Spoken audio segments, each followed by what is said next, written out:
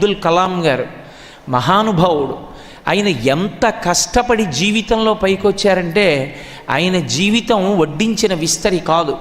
చిన్నతనంలో న్యూస్ పేపర్ల కట్ట సైకిల్ వెనకాతల కట్టుకునేవారు. ఆ పేపర్ల కట్ట కూడా ఎవరో పిలిచి ఆయనకి ఇచ్చింది కాదు.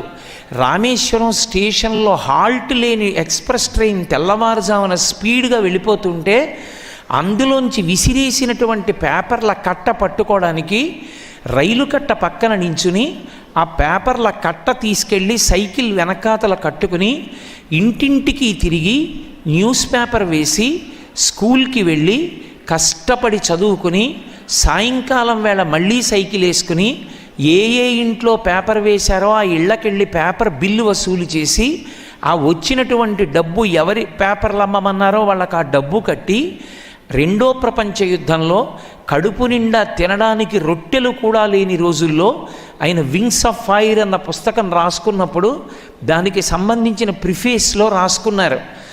రెండో ప్రపంచ యుద్ధం జరుగుతున్నప్పుడు గోధుమలు రేషన్లో ఇస్తుంటే ఒక కుటుంబంలో ఉన్న వాళ్ళందరూ కడుపు నిండా రొట్టెలు తినడానికి కావలసినన్ని గోధుమలు కూడా సరిపోని రోజుల్లో అబ్దుల్ కలాం గారి తల్లిగారు రొట్టెలు వేస్తున్నప్పుడు తెలియక ఒక రోజున కలాం గారు రొట్టెలు తినడానికి వెళ్ళి అమ్మగారు పెట్టిన 2 రొట్టెలు తిని, అమ్మ చాలా బాగున్నాయమ్మా ఇంకో 2 రొట్టెలు పెడతావా అంటే వాళ్ళ అమ్మగారు పళ్ళెంలో ఉన్న ఇంకో 2 రొట్టెలు కూడా పెట్టేశారు.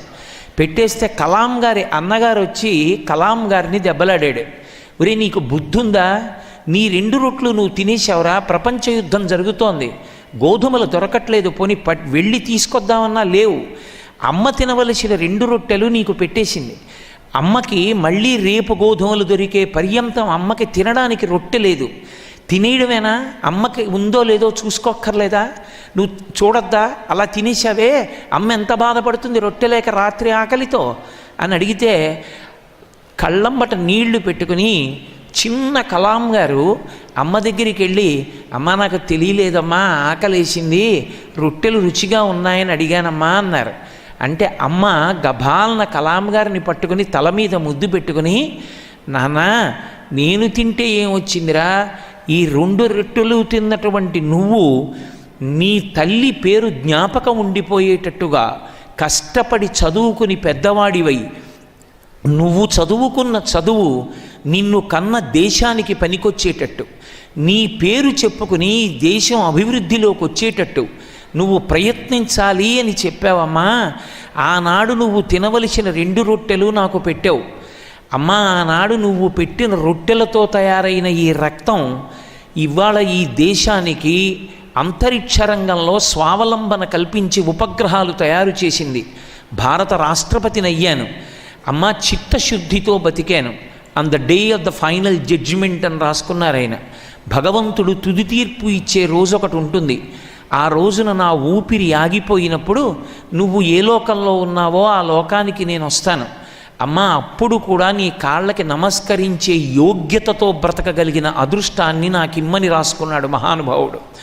అంత పెద్ద స్థితికి వెళ్ళి కూడా అమ్మ చిన్నతనంలో పెట్టిన 2 రొట్టెలు జ్ఞాపకం పెట్టుకుని అమ్మకి నమస్కరించే యోగ్యత తనకి మిగిలేటట్టుగా బ్రతకాలని కోరుకున్నాడు కలాం గారు. ఇప్పుడు నా ఎదురుగుండా వీడియో షూటింగ్ చేస్తున్నటువంటి మురళీ గారికి తెలుసు, అలాగే రాఘవేంద్రరావు గారికి తెలుసు, చదువుకోవలసిన కాలంలో చదువుకున్న పిల్లలు ఉంటారు. విశాఖపట్నంలో సుబ్బారావు గారని ఒక మెరైన్ ఇంజనీర్ ఉన్నాడు. ఆయన సముద్రంలో 8 నెలలు ఓడలో వెళ్ళిపోతాడు. ఆయనకు ఒక కొడుకు ఒక కూతురు. నేను ఒకసారి విశాఖపట్నంలో ఉపన్యాసాలు చెప్పడానికి వెళ్ళి ఏదో పెద్దగా ఎక్కడ చూసినా అందరూ టీవీలు చూస్తున్నారు. డ్రైవర్ని అడిగాను, ఏమిటో అందరూ అలా టీవీలు చూస్తున్నారు షాపుల ముందు నిలబడని, ఏదో చాలా ముఖ్యమైన క్రికెట్ మ్యాచ్ అవుతోందండి అన్నాడు.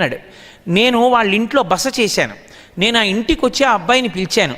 ఏమయ్యా పిల్లవాడివి కదా నీకు తెలుస్తుంది, ఎవరెవరు ఆడుతున్నారయా క్రికెట్ అని అడిగాను. అతను అన్నాడు, నాకు తెలియదండి అన్నాడు. ఎందుకు తెలియదు అని అడిగాను. నేను చూడనండి టీవీ అన్నాడు. ఎందుకు చూడవు అని అడిగాను. అంటే పూర్వం చూసేవాడినండి, మా నాన్నగారు సముద్రంలో 8 నెలల పాటు కష్టపడి ప్రయాణం చేస్తారు. మా నాన్నగారు వెళ్ళినప్పుడు కాయగూరలు పళ్ళు అన్నీ కూడా పెద్ద బాక్స్లో పెట్టి పెడతాయి షిప్లో. అకస్మాత్తుగా షిప్లో ఎవరైనా చచ్చిపోతే అదే బాక్స్లో మళ్ళీ పడుకోబెడతారు. ఆ శవంతో పాటే ఉన్న కూరల్ని కడిగి వండుతారు. మా నాన్నగారు మా కోసమని ఆ కూరలు తింటారు. కావలసినట్టు వండి పెట్టేవాడు ఉండడండి. మా నాన్నగారికి కడుపులో తిప్పితే వైద్యుడు ఉండడు. సముద్రంలో నీళ్లే తీసుకుని ఆ ఉప్పు నీళ్లు తాగుతారు. తాగితే కడుపులో తిప్పి వాంతులు అవుతాయి. అలాగే కడుపు శుభ్రం చేసుకుంటారు. ఇంటికి దూరంగా ఎప్పుడో శాటిలైట్ ఫోన్ దొరికితే ఓడలో వెడుతూ సముద్ర మధ్యంలోంచి మాట్లాడుతుంటారు. మా నాన్నగారు ఇంత త్యాగం చేసి డబ్బు సంపాదిస్తున్నది మా కోసం. అటువంటి మా నాన్నగారు నన్ను ఒకటి అడిగారు, ఒరే నువ్వు ఐఐటీలో చదువుతుండగా నాకు చూడాలనుందరా అని అడిగారు. అంత కష్టపడిన మా నాన్నగారు సంతోషించేటట్టు నేను ఐఐటీలో సీట్ రావాలని, ఆ సీట్ వచ్చే వరకు టీవీ చూడనని శపథం చేశానండి, అందుకు టీవీ చూడనన్నాడు. నేను 2 సంవత్సరాలు ఇంటర్మీడియట్ అయిపోయిన తర్వాత కనుక్కున్నాను ఆ అబ్బాయికి ఏమైంది అని. వాడికి ఐఐటీలో సీట్ రాలేదు, ఆర్ఈసీ ట్రిచీలో సీట్ వచ్చింది. ఆర్ఈసీ ట్రిచీ అంటే సామాన్యమైంది కాదు. ఆ కుర్రవాడు నా దగ్గరికి వచ్చి నమస్కారం పెట్టాడు. నేను అడిగాను, ఏమయ్యా నీకు ఐఐటీలో సీట్ రాలేదు కదా, ఆర్ఈసీలో వచ్చింది కదా, తృప్తేనా అని అడిగాను. వాడు ఏం మాట్లాడలేదు, అలాగే నించున్నాడు. మళ్ళీ అడిగాను, నీకు తృప్తేనా అని. వాడి కళ్ళంబట నీటి బొట్లు పడ్డాయి. ఏమయ్యా ఐఐటీ రాలేదని బెంగపెట్టుకున్నావా అన్నాను. మా నాన్నగారు కోరిన కోరిక తీర్చలేకపోయానని బాధపడుతున్నానండి అన్నాడు. గురువుగారు ఈ సంవత్సరం ఆర్ఈసీలో చదువుకుంటూ మళ్ళీ కష్టపడి ఐటీలో సీట్ తెచ్చుకుంటానండి అన్నాడు. ఆ పై సంవత్సరం నేను మర్చిపోయాను. అతను అకస్మాత్తుగా వాళ్ళ అమ్మగారితో నాన్నగారితో కలిసి వచ్చాడు. కలిసి వచ్చి నాకు నమస్కారం పెట్టాడు. నమస్కారం పెడితే ఏమైంది అని అడిగాను. నాకు ఐఐటీలో సీట్ వచ్చింది గురువుగారు, ఐఐటి అహ్మదాబాద్లో నేను ఇప్పుడు చదువుకోవడానికి వెళ్ళిపోతున్నానండి అన్నాడు. ఇవాళ ఆ అబ్బాయిని విదేశాలు స్టడీ టీంలోకి పిలిచాయి. విదేశాల్లో అతను స్టడీ టీమ్స్లో వెడుతున్నాడు. అతను ఇంకొక సంవత్సరం పోతే కంట్రీ మేనేజర్ అవుతాడంటే అతను ఏ దేశంలో పనిచేసినా దేశంలో ఉన్న ఇన్స్టిట్యూషన్స్ అన్నిటికీ అతనే హెడ్. అతను నెలకి ఒక 10 లక్షల రూపాయలు సంపాదిస్తాడు. ఇప్పుడు వాళ్ళ నాన్నగారు ఎంత తృప్తితో ఉన్నాడో. అతనితో పాటే ఇంజనీరింగ్ చదువుకున్న వాళ్ళు, అతనితో పాటే ఇంటర్మీడియట్ చదువుకున్నవాడు, టీవీ చూడడం ఇష్టమైన వాడు, క్రికెట్ చూడడం ఇష్టమైన వాడు, సెల్ ఫోన్ మాట్లాడుకోవడం ఇష్టమైన వాడు, సెల్ ఫోన్లో మెసేజ్లు జీవితాన్ని బతికిస్తాయనుకున్నవాడు, ఫ్రెండ్తో గాసిపింగ్ చేయడం బతికిస్తుంది అనుకున్నవాడు ఇవాల్టి రోజున సైకిల్ వేసుకొని రోడ్డు మీద తిరుగుతున్నాడు. ఎక్కడో ఒక చీప్ ఇంజనీరింగ్ కాలేజీలో చదువుకుంటూ.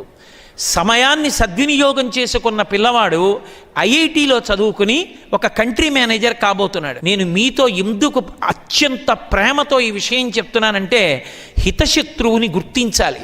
అప్పటికి సంతోషాన్ని ఇస్తుంది, కానీ అది ఎంత ప్రమాదాన్ని తెస్తుందో జ్ఞాపకం ఉంచుకొని దానికి దూరంగా మనంత మనం నియంత్రించుకోకపోతే జీవితంలో వృద్ధిలోకి రావడం సాధ్యం కాదు. అందుకే కాలాన్ని సద్వినియోగం చేసుకోండి.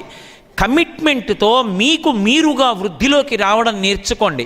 మీ చదువుతో పాటుగా సంస్కారము అన్న మాటకి పెద్దపీట వేసి ప్రాధాన్యత ఇవ్వండి.